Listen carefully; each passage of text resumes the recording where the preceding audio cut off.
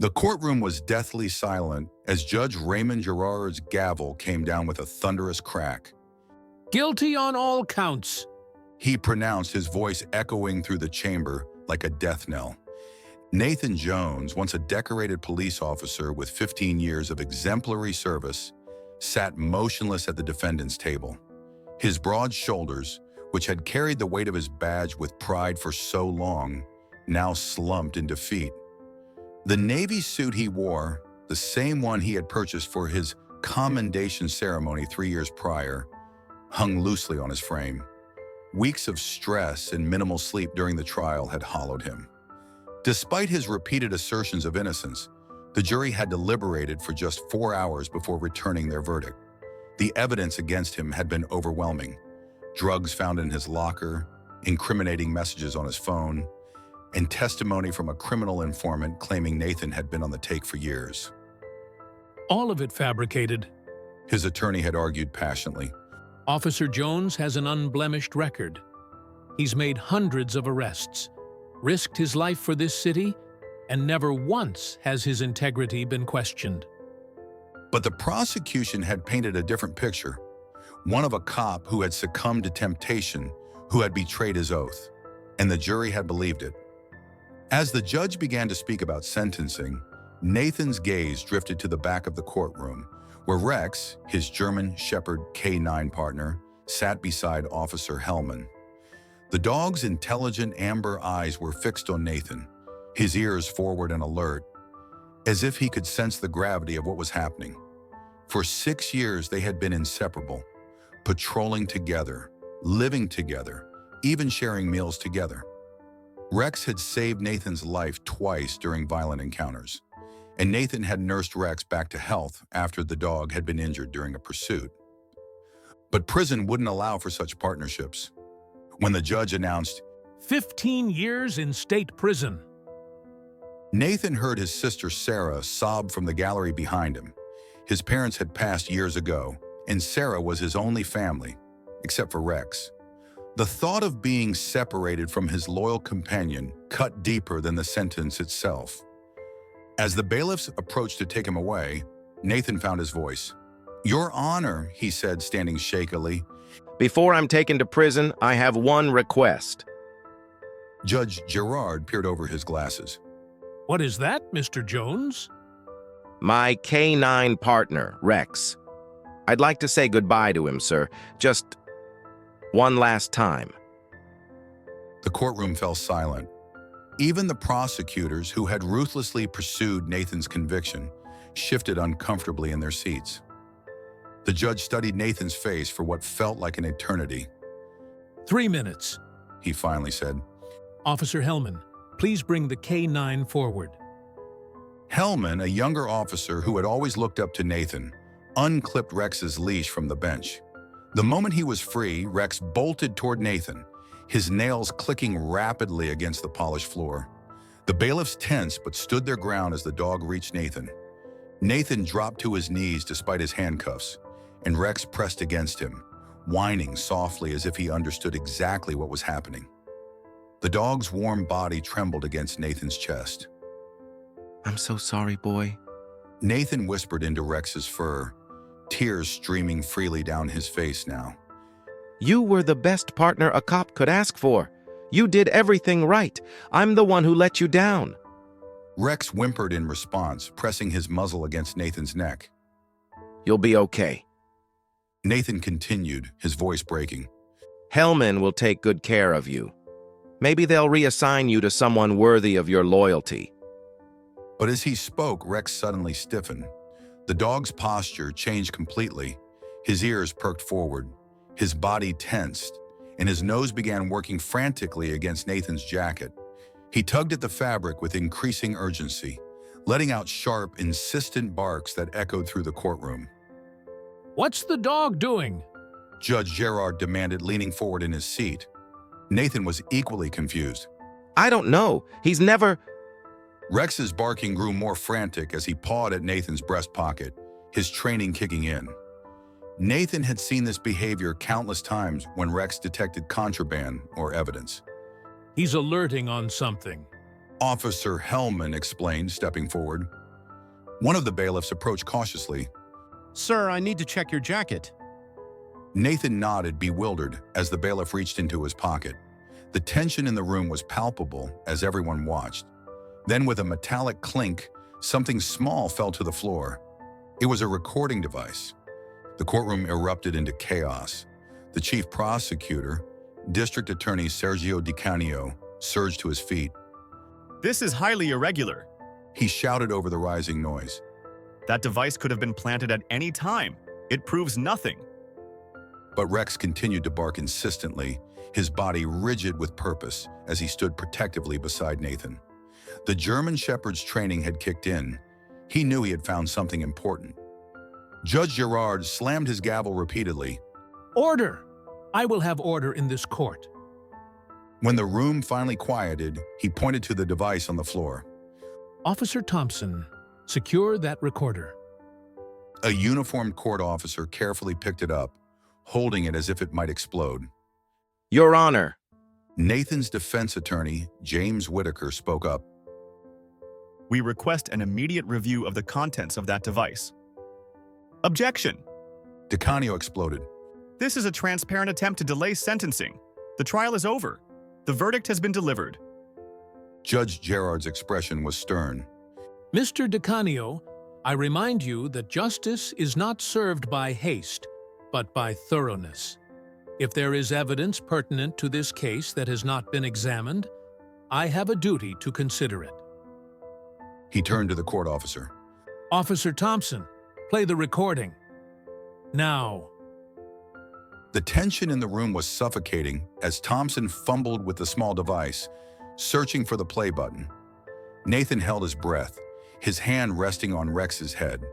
The dog had calmed somewhat but remained vigilant, his eyes fixed on the recorder. Finally, a scratchy, static-filled sound emanated from the device. Then voices became clear. Is everything in place? The first voice was deep, authoritative. Yeah, Captain. The drugs are in his locker and I've cloned his phone. The messages look authentic. By tomorrow morning, Jones will be finished. The second voice was younger, nervous. Good. Make sure the informant knows his story. Jones has been getting too close to our operation. We need him discredited completely before he connects the dots. What if he figures it out? Jones is smart. He won't. And if he starts causing trouble, we have ways of dealing with problems permanently. Just do your job, Rodriguez. The recording ended, leaving the courtroom in the stunned silence. Nathan's mind was reeling. The first voice, he knew it all too well. Captain Raymond Harding, his direct supervisor for the past 8 years. The man who had pinned commendations on Nathan's chest. The man who had attended Nathan's father's funeral.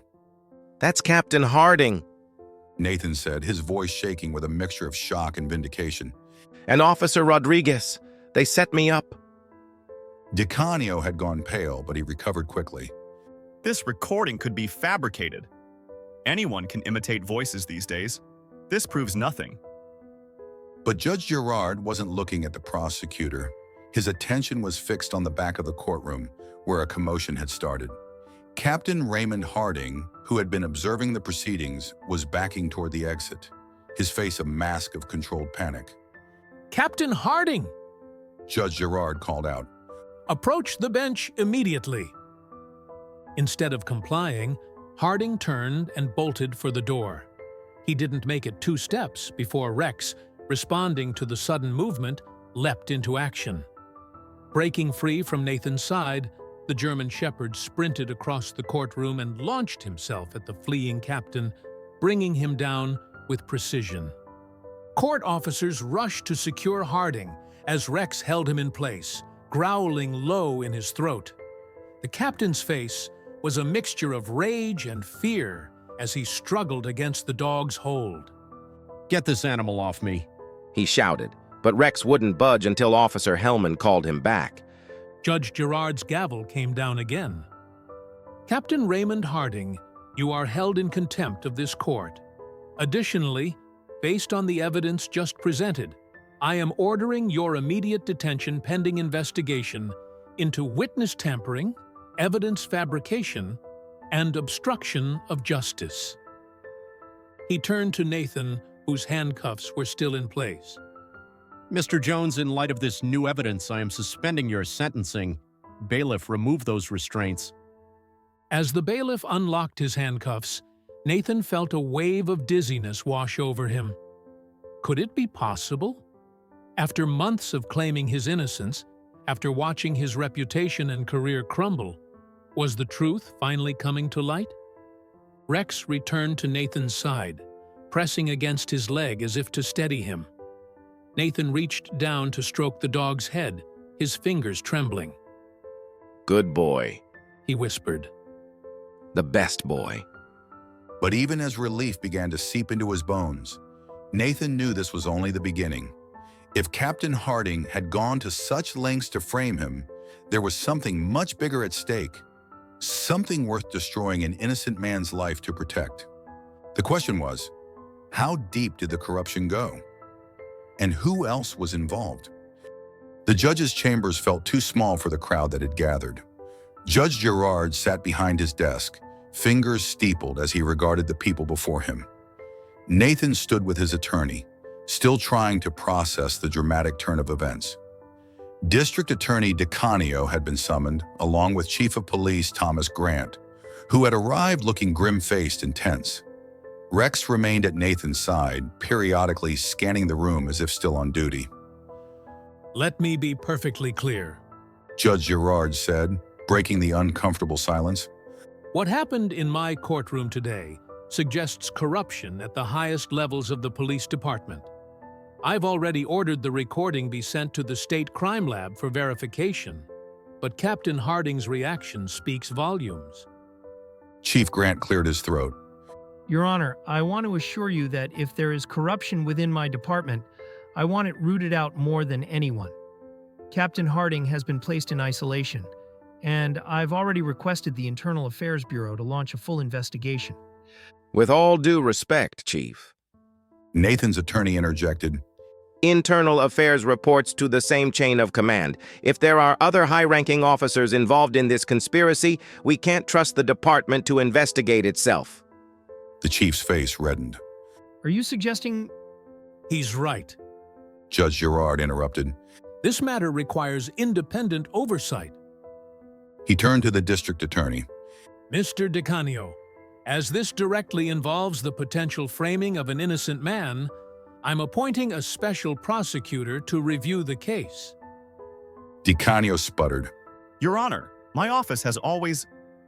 Your office prosecuted Officer Jones based on evidence that now appears to have been fabricated.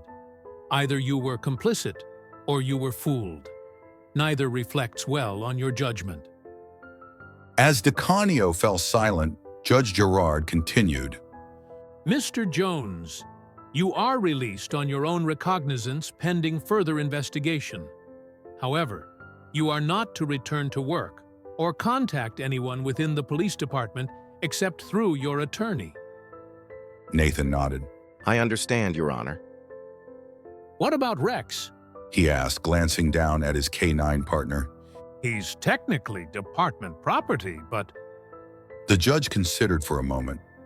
given that the K-9 was instrumental in uncovering this evidence, and considering the possibility of ongoing corruption within the department, I believe it's in the best interest of justice that he remain with you for the time being. He looked at Chief Grant. Do you object, Chief? Grant shook his head, though his expression was tight. No objection, Your Honor. As they prepared to leave the chambers, Judge Gerard called out. Mr. Jones? Nathan turned back. Be careful. If what we heard on that recording is true, you've made some powerful enemies today. Nathan felt Rex press against his leg. Yes, sir. I know. The drive to his sister Sarah's house was surreal. After months in custody, the simple act of sitting in a car's passenger seat felt foreign. Through the window, Nathan watched the city pass by. People walking dogs, children playing in parks. Normal life continuing as if his world hadn't just been turned upside down twice in one day. I still can't believe it. Sarah said, gripping the steering wheel tightly. She had always resembled their mother.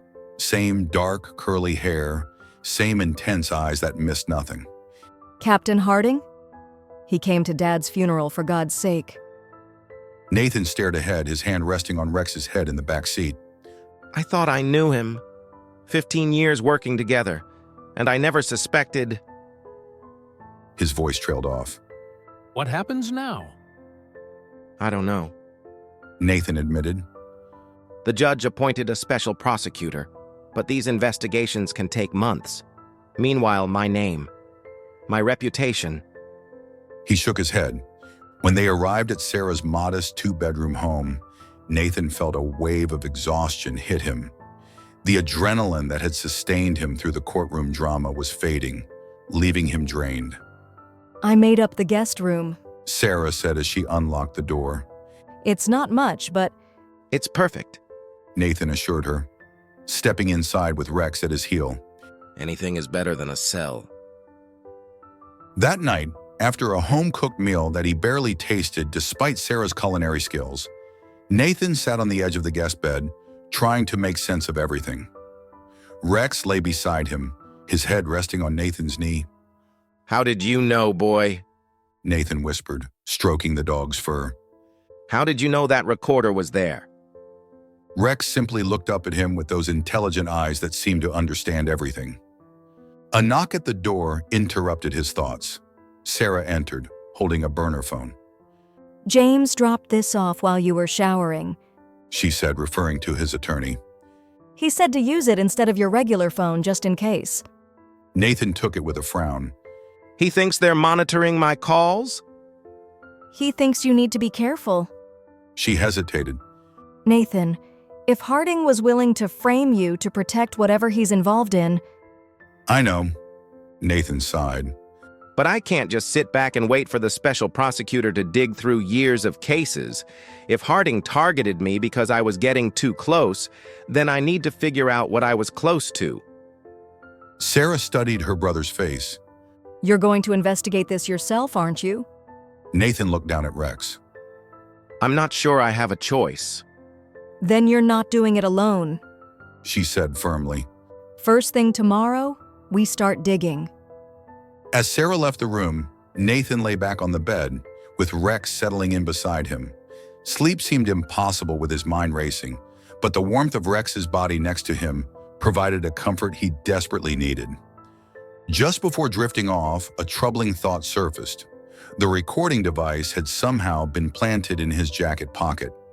A jacket he had only received from evidence storage this morning for the sentencing. Someone had access to his belongings after they'd been logged into evidence, which meant the corruption might extend far beyond just Captain Harding. Dawn broke through the curtains, casting long shadows across Sarah's guest room. Nathan had slept fitfully, his dreams filled with fragments of memories that now took on new meaning. Sidelong glances from Captain Harding when Nathan mentioned certain cases, conversations that abruptly changed when he entered rooms, assignments that mysteriously redirected him away from particular neighborhoods. He sat up, careful not to disturb Rex, who was still sleeping at the foot of the bed.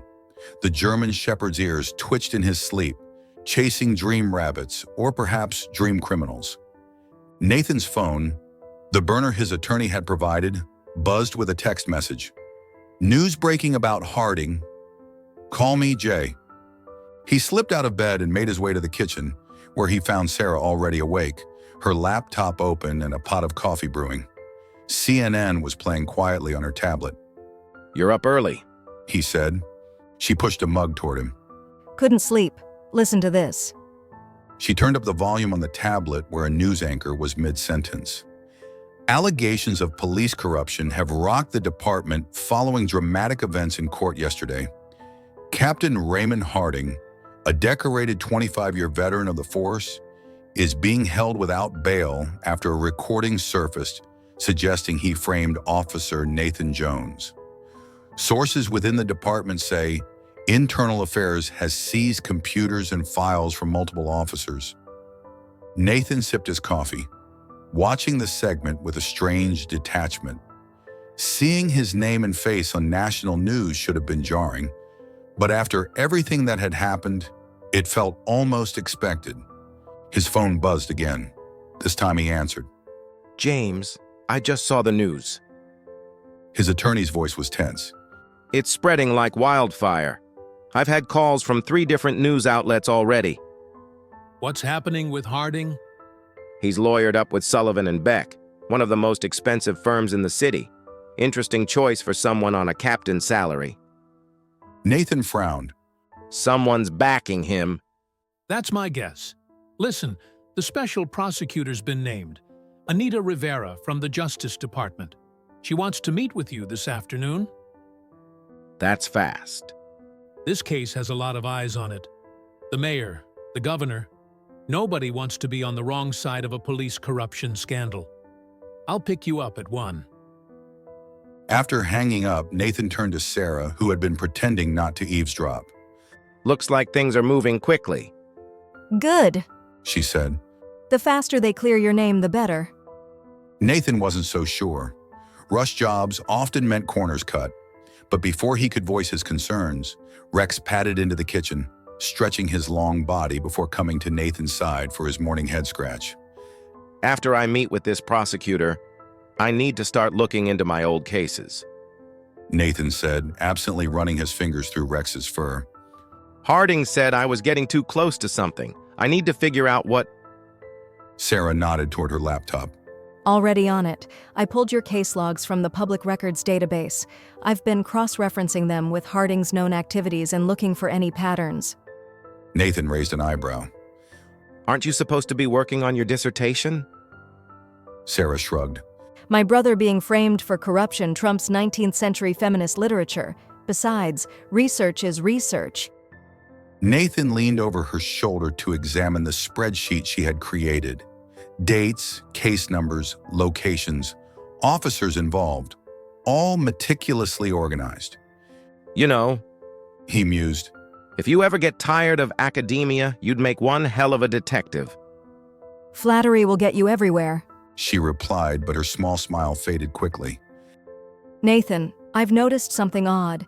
In the 3 months before your arrest, you were repeatedly pulled from your usual patrol area, the North District, and reassigned to cover shifts in the Eastern District, always last-minute changes, always on Harding's orders.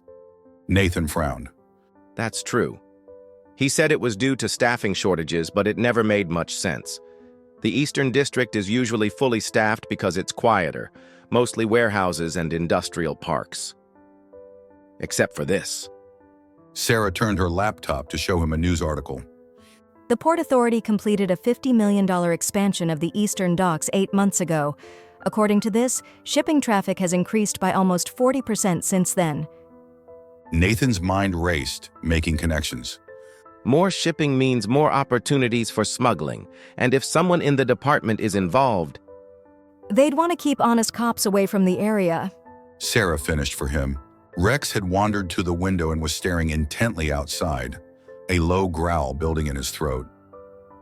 what is it, boy? Nathan joined him, peering through the blinds. A dark sedan was parked across the street, its windows tinted too heavily to see inside. As Nathan watched, the car slowly pulled away from the curb. We need to be careful. He said quietly. If we're right about this, a lot of powerful people have a stake in making sure the truth stays buried.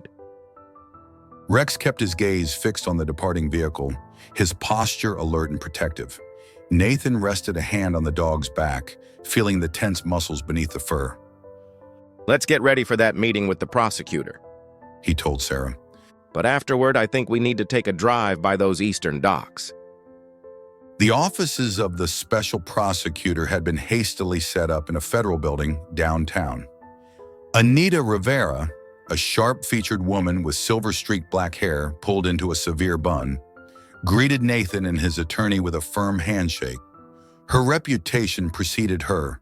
20 years with the Justice Department, specializing in public corruption cases, with a conviction rate that made defense attorneys nervous. Officer Jones?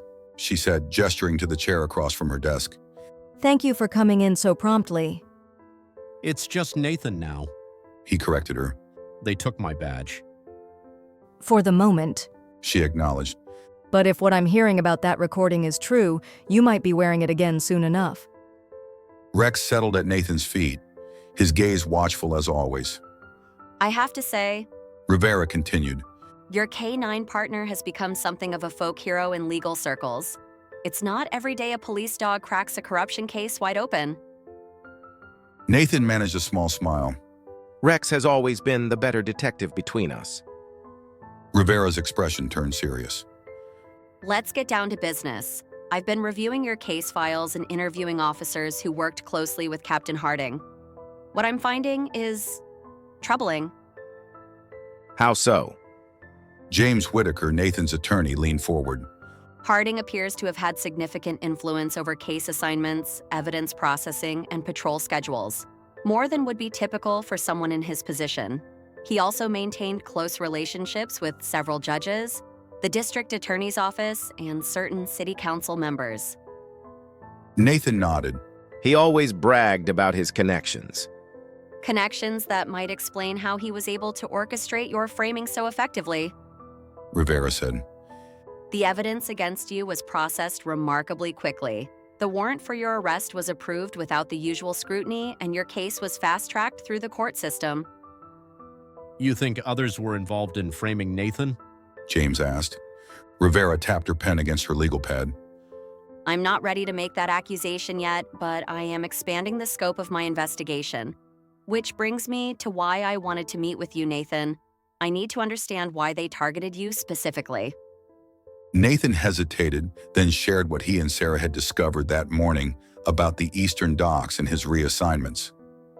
Rivera's eyes narrowed. That's interesting.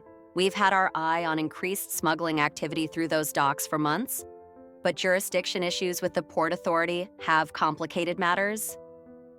You think Harding might be involved in smuggling? It would explain the resources he's had at his disposal. A captain's salary doesn't typically cover luxury cars and vacation homes in the Hamptons. Rivera replied dryly. His finances are being audited as we speak. The meeting continued for another hour, with Rivera diving into specific cases Nathan had worked on and interactions he'd had with Harding.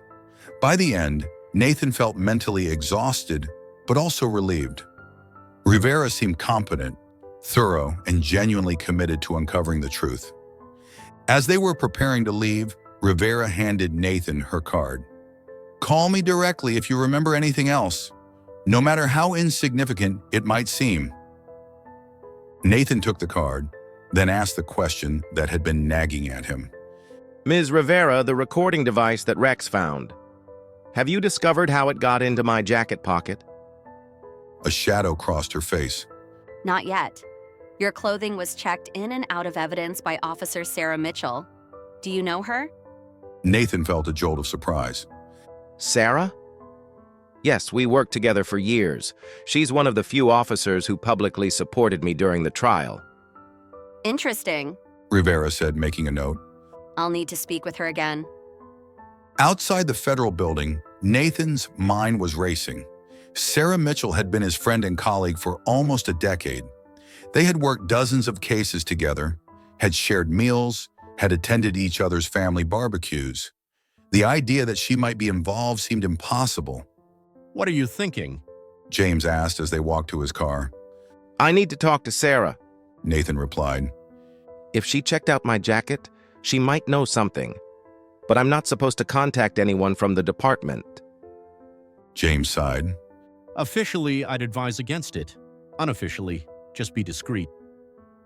After James dropped him back at Sarah's house, Nathan was surprised to find Sarah herself sitting on the front porch, engaged in conversation with Sarah. Rex immediately perked up at the sight of her, tail wagging slightly. He had always liked Sarah. Speak of the devil, Sarah said as Nathan approached. Sarah was just telling me some interesting developments. Sarah Mitchell stood, pushing her blonde hair behind her ears nervously. She was still in uniform. Her shift apparently just ended. Nathan, I needed to see you. I know you're not supposed to have contact with the department, but this couldn't wait. Nathan studied her face, looking for any sign of deceit. The prosecutor mentioned you were the one who checked my jacket out of evidence yesterday. Sarah's expression was earnest. That's why I'm here. I was the one who placed the recording device in your pocket. Nathan stiffened, and Rex let out a low growl beside him. Sarah quickly continued. No, wait. You don't understand. I've been suspicious of Harding for months. When they arrested you, I knew something wasn't right. You're the most honest cop I know. So the recording... Nathan prompted. I've been gathering evidence on Harding since just after your arrest. I placed an audio logger in his office, completely illegal by the way, so I could lose my badge for this, and caught that conversation between him and Rodriguez. I knew if I took it to Internal Affairs it would disappear.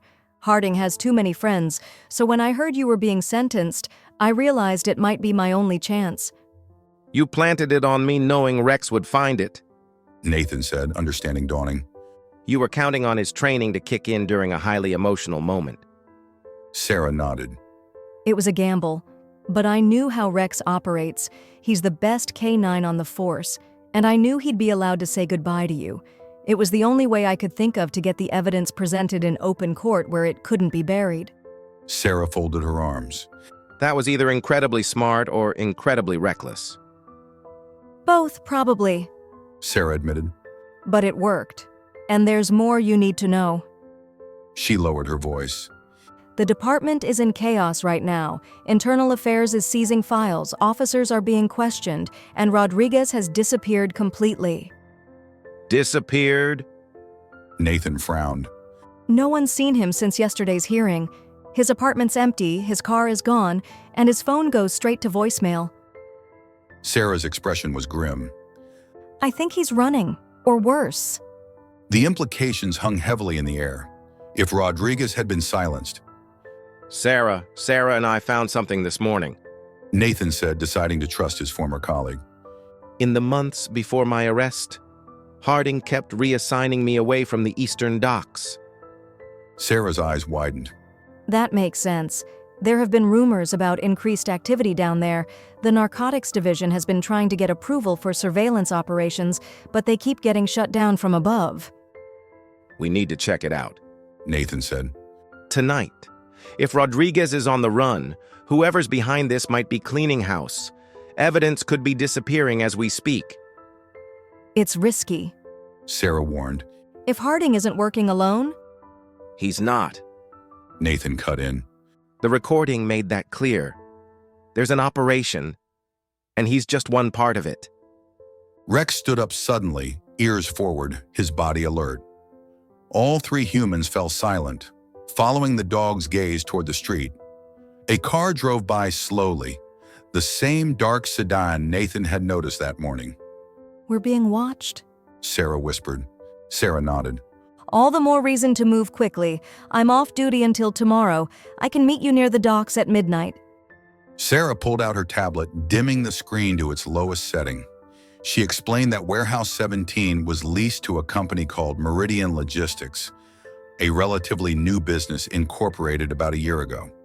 Their paperwork listed them as an import-export business specializing in electronics and textiles from Asia. Nathan suggested they were a legitimate front. Sarah agreed this seemed likely, noting their financial records showed consistent business, but nothing extraordinary, with no red flags that would attract attention. Sarah gestured toward the warehouse in question, describing the large, nondescript building about 200 yards away. She informed them that 2 vehicles had arrived 30 minutes ago, and 3 men had unloaded some crates and taken them inside, remaining there ever since. Nathan felt Rex grow tense beside him, the dog's attention fixed on something in the distance. Following his gaze, Nathan spotted movement near the warehouse, a figure slipping between shadows. He whispered that someone was out there. Sarah pulled out a pair of night vision binoculars from her bag and peered through them. She counted 4 men now, noting they were loading something into a van, smaller packages, not the crates they had brought in. Nathan concluded this was repackaging for distribution, a classic smuggling operation. Sarah expressed nervousness, wondering if they should call someone, perhaps the prosecutor. Sarah responded by questioning what they would tell her, that they were trespassing on Port Authority property based on a hunch. She emphasized they needed proof. Nathan made a decision, stating they needed to get closer to see what the men were moving. He suggested that if it was drugs or weapons, they could call it in anonymously. Sarah volunteered to go, pointing out that she was still active law enforcement and could make up a story about following a lead if caught. Nathan insisted on accompanying her, noting that Rex could alert them to anyone approaching. He turned to his sister, instructing Sarah to stay there. He added that if something went wrong, she should call the number on the prosecutor's card he handed her and tell Rivera everything. Sarah looked like she wanted to argue but nodded reluctantly, urging them to be careful. Nathan, Sarah, and Rex moved silently through the fog, using shipping containers and equipment for cover as they made their way closer to Warehouse 17. The acrid smell of the river mixed with diesel fuel and the metallic tang of the port. Rex's nose worked constantly, processing the myriad scents. They were about 50 yards from the warehouse when Rex suddenly froze, his body rigid. A low growl rumbled in his chest. Nathan and Sarah immediately dropped into crouches behind a stack of pallets. Through a gap, they could see the warehouse door slide open. Light spilled out into the darkness, illuminating a group of men loading packages into a panel van. But it was the figure supervising the operation that made Nathan's blood run cold. He breathed out Rodriguez's name. Officer Rodriguez, the man from the recording, the officer who had supposedly disappeared, was very much present and clearly in charge of whatever was happening. Sarah murmured that's so much for him being on the run. Nathan strained to see what was being loaded. The packages were small, wrapped in black plastic. He asked if she could make out what they were moving. Sarah squinted, noting they weren't drugs, at least not entirely. She observed the packages were too uniform, too rigid. Rex's growl deepened, his ears flattening against his head. Nathan placed a calming hand on the dog's back, feeling the tense muscles beneath his fur. He whispered that something was wrong, that Rex sensed. He didn't get to finish his sentence. A sharp voice cut through the night, ordering them not to move and identifying as police.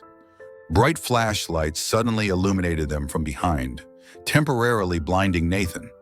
He raised his hands instinctively, feeling Rex press against his leg. The voice commanded them to stand up slowly and turn around. Nathan and Sarah complied, finding themselves facing two uniformed Port Authority officers with drawn weapons. One officer stated that this was a restricted area and demanded they identify themselves.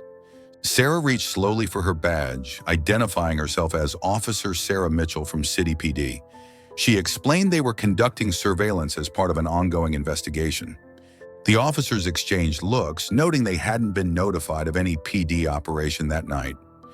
Sarah smoothly explained it was off the books, a possible smuggling activity investigation where they were gathering preliminary evidence.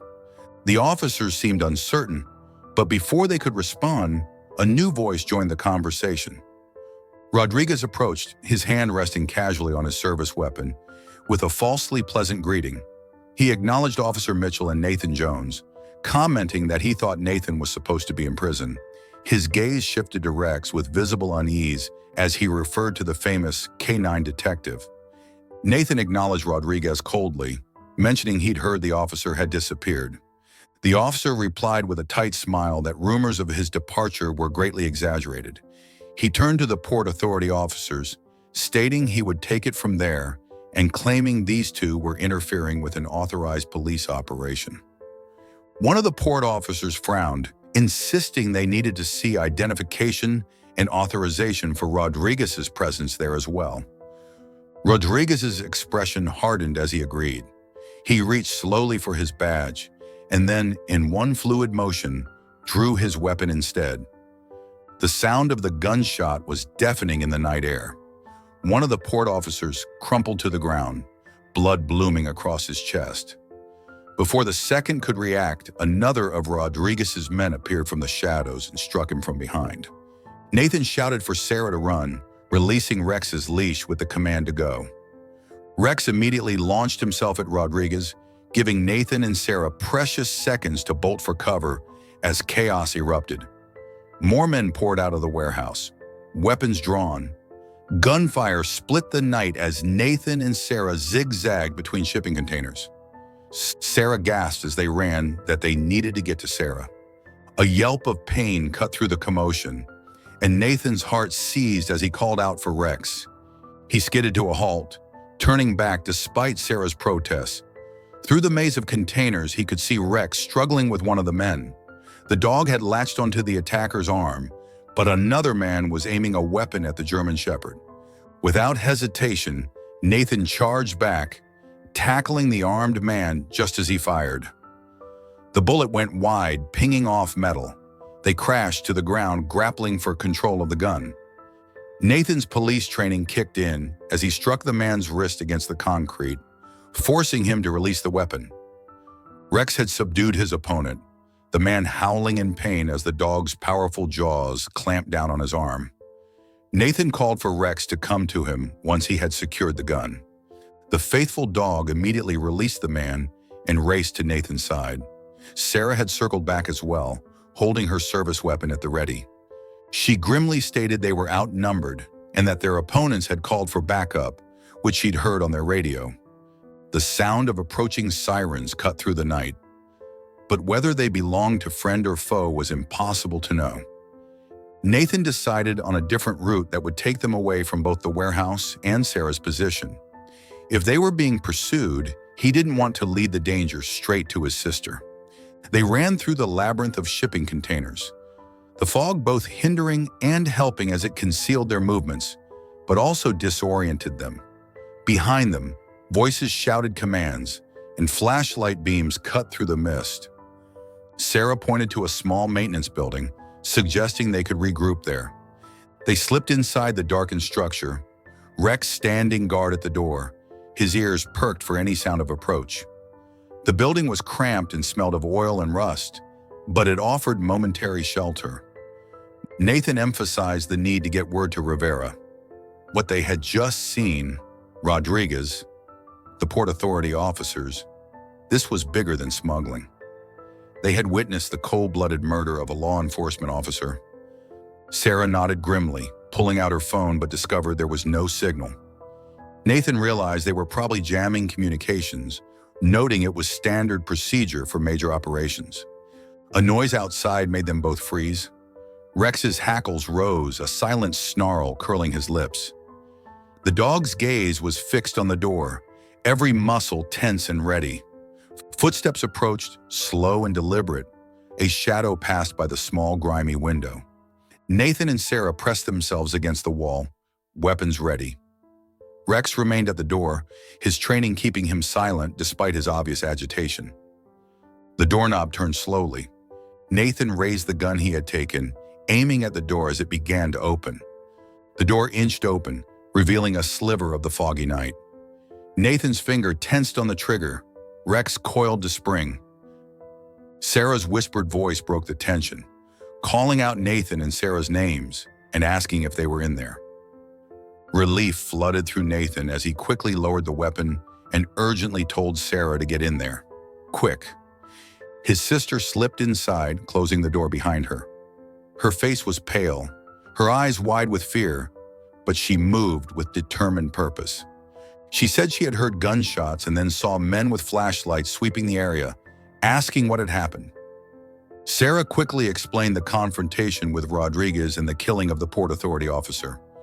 Sarah's hand went to her mouth in shock. She told them she had called Rivera, who didn't answer, so she left a message detailing everything they discovered.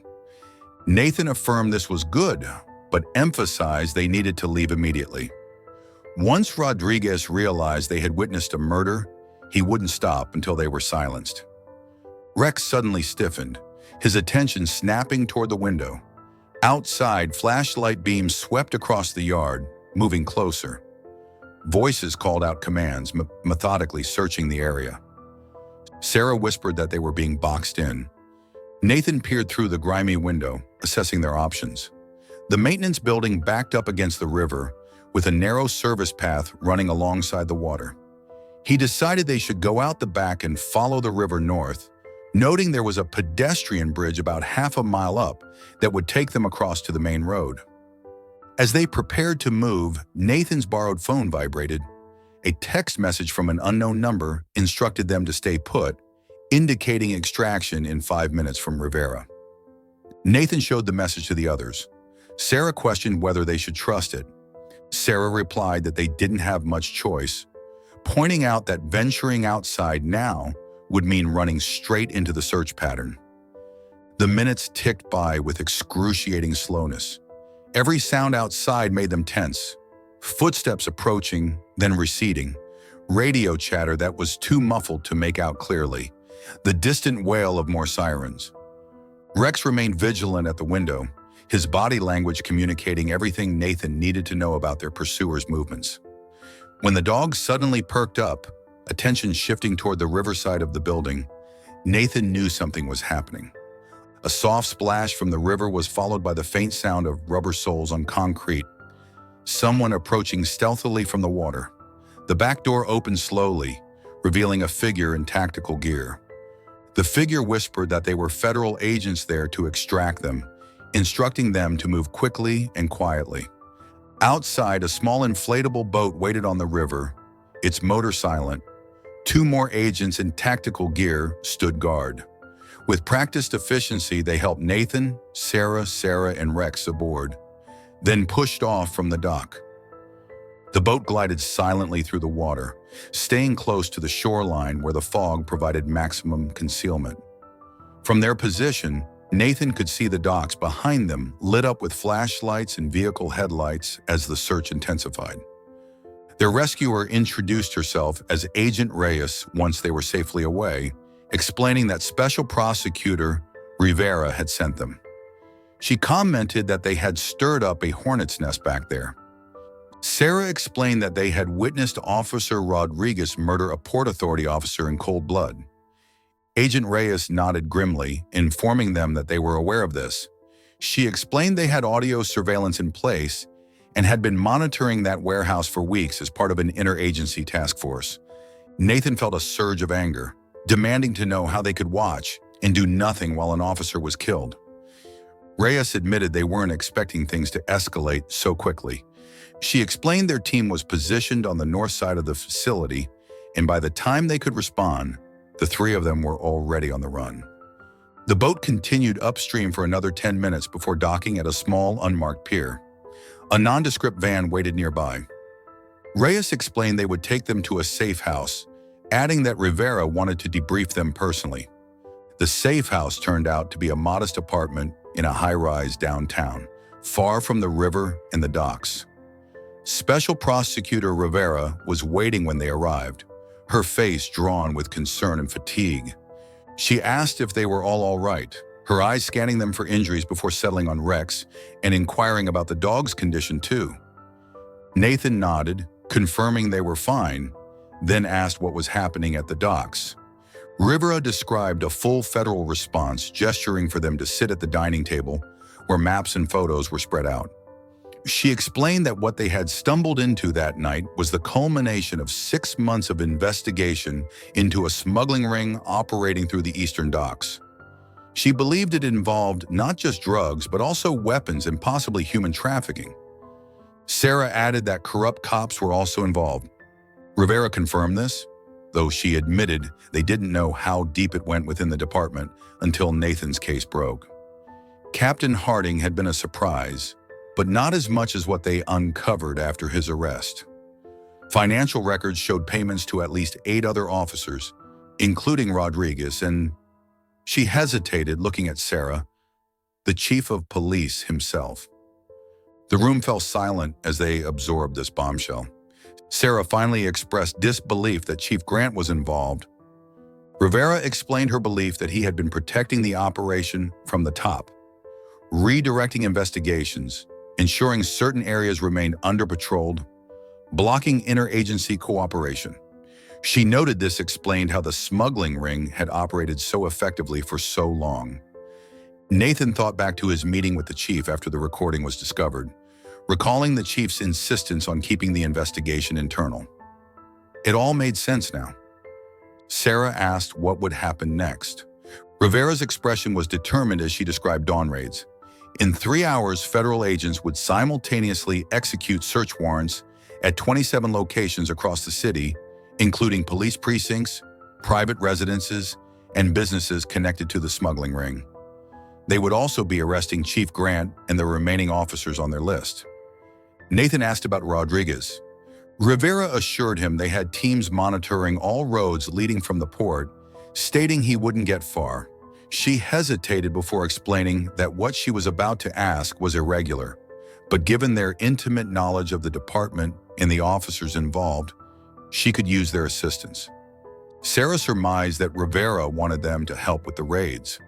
Rivera clarified they would serve in an advisory capacity only, remaining with the command team, helping identify suspects and providing insight into department protocols. Nathan and Sarah exchanged looks. After a moment, they both nodded in agreement. Sarah asked about her role. Rivera acknowledged Sarah's remarkable research skills, suggesting they could use her help correlating evidence as it came in. She emphasized this was extremely dangerous, as these people had already shown they were willing to kill to protect their operation. Sarah stated without hesitation that she was in. Nathan turned to Rex, who sat alertly beside him, and asked about the dog's status, noting he was still technically department property. Rivera smiled slightly, suggesting that after tonight, Rex had clearly chosen his true partner. She added that his evidence detection skills could prove invaluable during the searches. For the next 2 hours, they worked with Rivera and her team, reviewing floor plans, identifying key personnel, and mapping out the network of corruption that had infiltrated the police department. The scope was staggering. What had begun as Nathan's wrongful conviction had unraveled into one of the largest corruption cases in the city's history. As dawn approached, Rivera handed them each tactical vests and communications equipment, informing them it was time. She reminded them to stay with the command vehicle and avoid direct involvement in the arrests. As they prepared to leave, Nathan knelt beside Rex, checking the special K9 tactical vest an agent had provided. He softly asked if his partner was ready for one more mission. Rex's intelligent eyes met his, and the dog gave a single determined bark. Whatever lay ahead, they would face it together. The command vehicle was a converted RV parked 3 blocks from police headquarters, filled with monitors showing live feeds from body cameras and surveillance positions. Nathan, Sarah, and Sarah sat with Rivera and the tactical command team, watching as the operation unfolded across multiple screens. A voice over the radio reported that Alpha Team was in position at Chief Grant's residence. Another voice confirmed Beta Team was at Rodriguez's last known location, ready to breach. A third announcement stated Gamma Team was at the Eastern Precinct, standing by. One by one, the teams reported in until all 27 locations were covered. Nathan felt the tension building in his chest.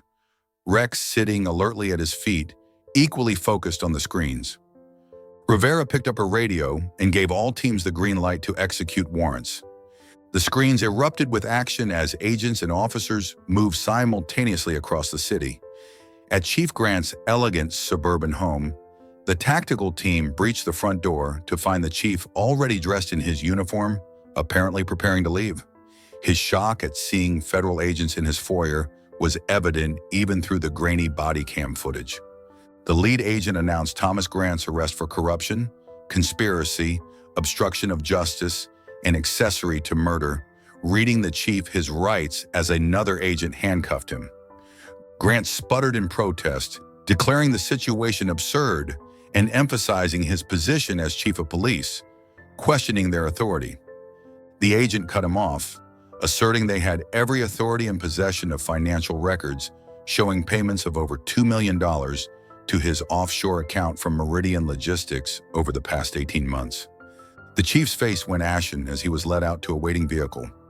On another screen, the raid at Rodriguez's apartment showed agents discovering the unit empty, but with clear signs of a hasty departure. Drawers left open, clothes scattered on the floor. Sarah leaned forward, stating Rodriguez was running.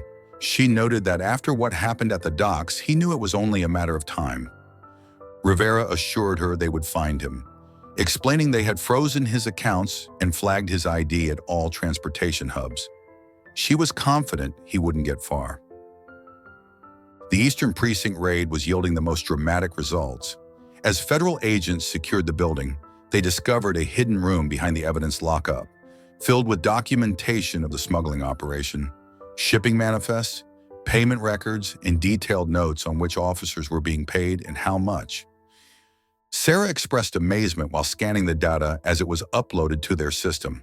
She noted that the conspirators weren't even trying to hide it within their own ranks, but were actually using police resources to manage their operation.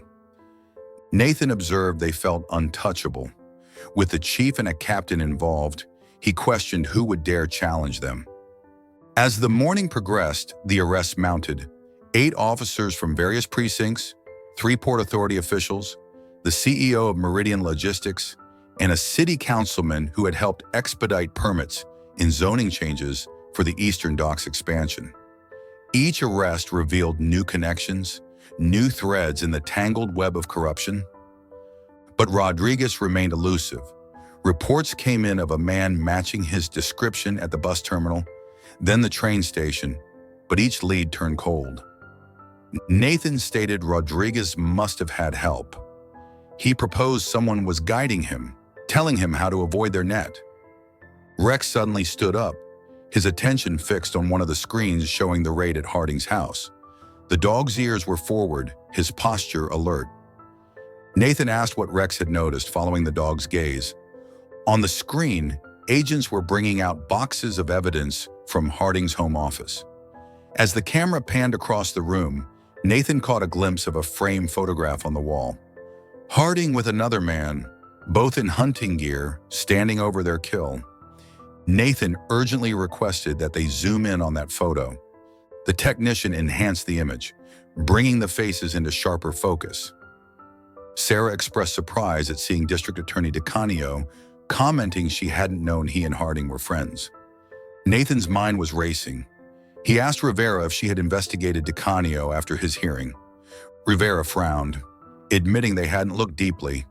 She noted he had seemed genuinely shocked by the recording, and his office had been cooperating fully with their investigation.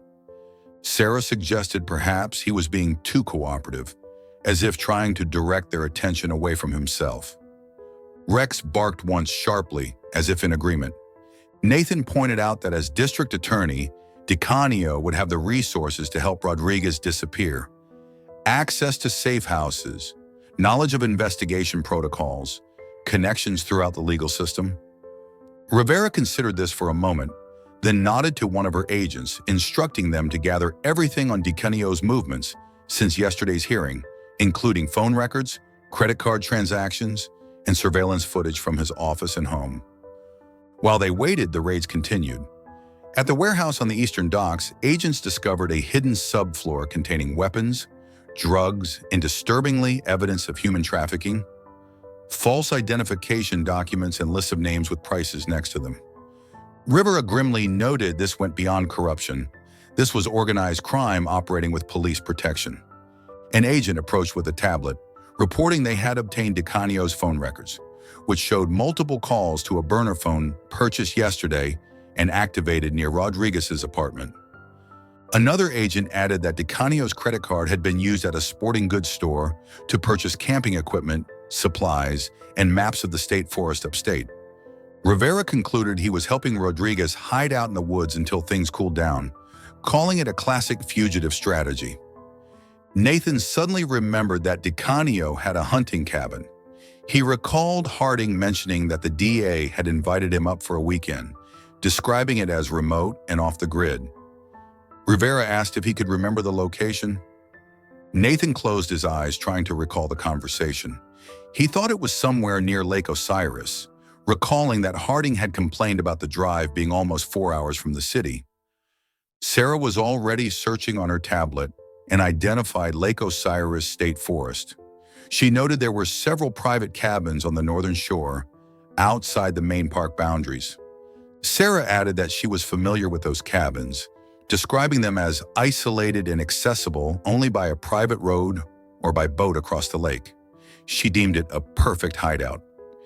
Rivera immediately began organizing a tactical team for deployment to the area. She noted they would need aerial support, explaining that if Rodriguez spotted them coming by road, he could disappear into the forest. Nathan suggested taking Rex, pointing out that if Rodriguez was there, Rex could track him regardless of where he ran. Rivera hesitated, questioning if Nathan was volunteering to come along. She explained she couldn't send the K-9 without his handler.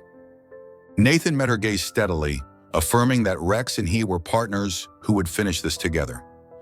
After a brief discussion, Rivera agreed that Nathan and Rex would accompany the tactical team, but only to assist with tracking if needed.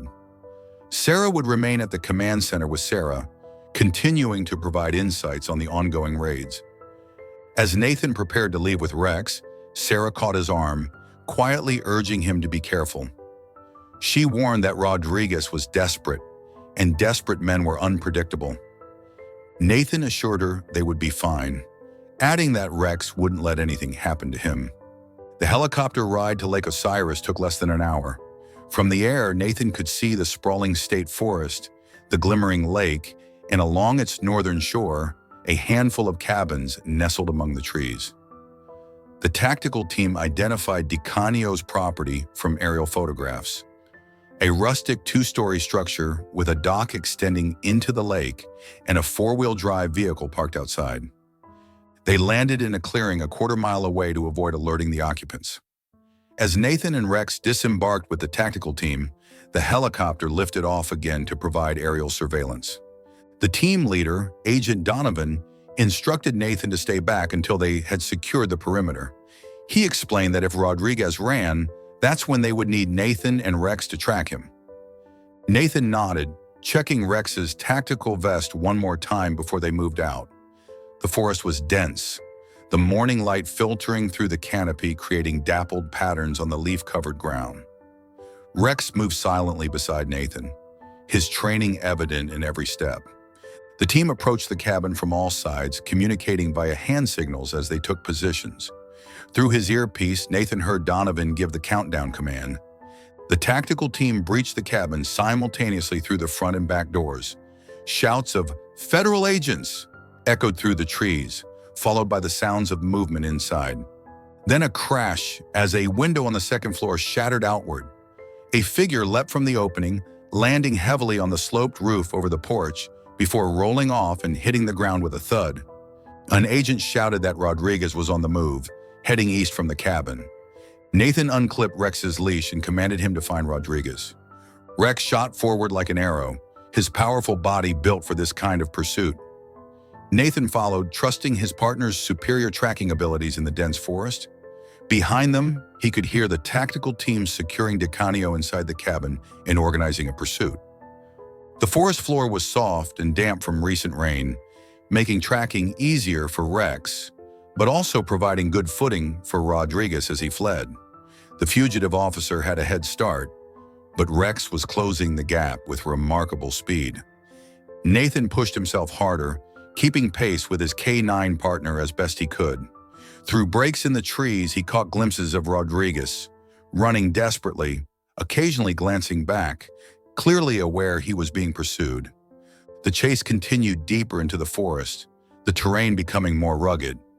Rodriguez was heading uphill, perhaps hoping to reach higher ground or find a defensive position. Rex never faltered, his training and natural abilities making him the perfect hunter. Finally, Rodriguez reached a rocky outcropping overlooking the lake. With nowhere left to run, he turned to face his pursuers, drawing a weapon. Nathan skidded to a halt, taking cover behind a large tree as a shot rang out, splintering bark inches from his head. Rodriguez shouted for them to stay back, threatening to shoot the dog if they came any closer. Rex had stopped at Nathan's signal, positioned behind another tree, waiting for commands. The tactical team was still minutes behind them, spread out through the forest. Nathan called out to Rodriguez that it was over. He explained that the whole operation was being dismantled, with Harding, the chief, and DeCanio all in custody. He pointed out that Rodriguez was the last one. Rodriguez shouted back for Nathan to shut up, insisting Nathan didn't understand what he'd done. He ranted that these people weren't just cops and politicians, but included others, powerful people who would kill them all. Nathan pressed him for names, encouraging him to help himself while he still could. Rodriguez laughed bitterly, questioning if Nathan thought he would escape the situation. He stated that the minute his captors knew he'd been caught, he would be a dead man, whether in prison or out. Nathan offered protection, witness protection, a new identity, a fresh start somewhere else. But he emphasized Rodriguez would have to cooperate. There was a long silence, punctuated only by Rodriguez's labored breathing. Rodriguez finally spoke more quietly, admitting he never wanted anyone to get killed. He described how it started small, just looking the other way for some shipments and receiving envelopes of cash. Then it grew until he was in too deep to escape. Nathan urged him that it wasn't too late to do the right thing, asking him to put down the weapon. Another pause followed, longer this time. Nathan sensed the tactical team getting closer, moving silently through the trees around them. Then, to Nathan's horror, Rodriguez raised his gun, not toward him or Rex, but to his own head. Nathan shouted, "No!" and broke from cover. Rex moved instantly, years of training taking over. The German Shepherd launched himself toward Rodriguez with incredible speed. Just as Rodriguez's finger tightened on the trigger, Rex collided with him, knocking the gun aside. The shot went wide, the bullet harmlessly embedding itself in a tree. Rodriguez hit the ground hard, Rex pinning him down with powerful jaws clamped onto his arm, restraining but not causing serious injury, exactly as he'd been trained. Rodriguez screamed for them to get the dog off him, struggling uselessly against Rex's grip. The tactical team swarmed in, securing Rodriguez and carefully extracting him from Rex's hold. As they led the defeated officer away, Nathan knelt beside his faithful partner. He softly praised Rex, calling him a good boy, the best boy, while running his hands through the dog's fur and checking for any injuries. Rex pressed against Nathan's chest, tail wagging slightly as if to say, "Mission accomplished, partner." Above them, the helicopter circled, its rotors chopping through the morning air. Through his earpiece, Nathan heard Rivera's voice asking if they had apprehended Rodriguez. Nathan looked up at the sky, a smile of relief crossing his face. He confirmed they had caught him, giving credit to Rex. 3 months later, Nathan stood in front of the courthouse, adjusting his tie nervously. The summer heat was thick in the air, making his newly issued uniform feel even more constricting than usual. Sarah gently scolded him to stop fidgeting, reaching up to straighten his collar and assuring him he looked perfect. Nathan admitted he still couldn't believe this was happening. Sarah approached, also in her dress uniform, telling him to believe it and asserting that he had earned it. The Rodriguez case had exposed what prosecutors called one of the largest corruption schemes in the city's history. 32 arrests spanned the police department, city government, port authority, and private sector. The smuggling operation had generated hundreds of millions of dollars over 5 years, with connections reaching into every corner of city administration. Rodriguez had ultimately turned state's evidence, providing detailed testimony about the entire network in exchange for protection and a reduced sentence. His cooperation had led to additional arrests, including several high-ranking members of an international crime syndicate that had been the true power behind the operation. Captain Harding, facing multiple life sentences, had committed suicide in his cell 3 weeks after his arrest. Chief Grant was awaiting trial, maintaining his innocence despite damning financial evidence. District Attorney DeCanio had pleaded guilty to lesser charges in exchange for his cooperation. For Nathan, the vindication had been complete. Not only had all charges against him been dismissed, but an internal review had commended his integrity and recommended his immediate reinstatement with full back pay and benefits. Mayor Collins had personally apologized for the city's failure to protect him from the corruption within its ranks. And today he was being officially reinstated and promoted to the rank of sergeant in the newly formed Anti-Corruption Task Force, a joint initiative between local and federal agencies designed to prevent similar abuses of power in the future. Rex sat dutifully at Nathan's side, freshly groomed and wearing a new K9 tactical vest with his name and badge number prominently displayed. The German Shepherd had become something of a celebrity. The dog who cracked the case, the media called him. There had even been talk of a movie deal. Sarah checked her watch and informed Nathan it was time, adding that they were ready for him inside. The ceremony was brief but powerful. In a courtroom packed with media, fellow officers, and the special prosecutors team, Nathan and Rex were formally recognized for their service and sacrifice.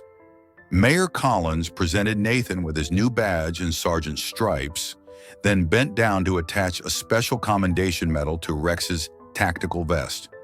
The mayor announced the award was for extraordinary service and unwavering loyalty as cameras flashed throughout the room. Special Prosecutor Rivera, who had been appointed to lead the new anti-corruption task force, stepped forward to welcome Nathan to the team. She told the assembled crowd that Sergeant Jones brought something invaluable to their efforts. She explained he knew firsthand the cost of corruption and the importance of integrity. She added that together with his partner Rex, he would help ensure that what happened to him never happened to another innocent officer. After the ceremony, as reporters swarmed for interviews, Nathan felt a tug on his sleeve. He turned to find Sarah smiling beside him. She told him someone wanted to say hello, stepping aside to reveal an elderly couple. Nathan recognized Mr. and Mrs. Rodriguez, the parents of his former colleague, from photos in the man's desk. Mrs. Rodriguez stepped forward hesitantly.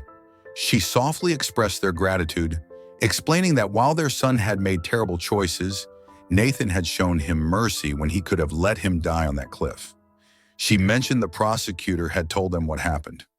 Nathan glanced down at Rex, who was watching the interaction with intelligent eyes. He redirected the credit to Rex, explaining the dog was trained to preserve life, regardless of circumstances. He added that Rex was a better officer than most of them would ever be. Mr. Rodriguez nodded with moist eyes. He told Nathan their son was cooperating fully and had asked them to convey his apologies for everything. He acknowledged it didn't make up for what Rodriguez had done, trailing off. Nathan completed his thought, suggesting it was a start and noting that redemption takes time. After the Rodriguezes had moved on, Sarah joined Nathan and Rex. She informed him that the new task force offices were ready and asked if he wanted to see his new desk, hinting it had a special feature. Curious, Nathan followed her out of the courthouse and across town to the renovated warehouse that would house the anti-corruption task force. The open concept space was bright and modern, with state-of-the-art technology throughout. Sarah led him to a corner office with glass walls and his name on the door, Sergeant Nathan Jones and K9 Officer Rex. Inside, beside a standard desk, was a custom-built workspace designed specifically for Rex, a comfortable bed, built-in water bowl, and a special platform that allowed the dog to see out the window while resting. Sarah explained that Rivera had insisted on this arrangement, stating that the team's MVP deserved proper accommodations. Nathan felt a lump form in his throat as Rex immediately investigated his new space, circling twice before settling onto the bed with a contented sigh, as if to say, "This will do nicely." Nathan knelt beside his partner and asked what Rex thought, wondering if he was ready for their next chapter. Rex's tail thumped against the bed, his intelligent eyes fixed on Nathan with that unwavering loyalty that had saved not just Nathan's career, but his life. Outside the office, the task force was assembling. Sarah, who had been hired as a civilian analyst, in a team of carefully vetted officers and agents committed to fighting corruption from within the system. There would be more battles ahead, more corruption to uncover, more justice to restore. But looking at Rex, his faithful partner, who had never doubted him, never abandoned him, Nathan knew they would face whatever came next together. He told Rex to come on, scratching behind the dog's ears and noting they had work to do. Rex rose immediately, falling into perfect step beside Nathan as they walked out to meet their team.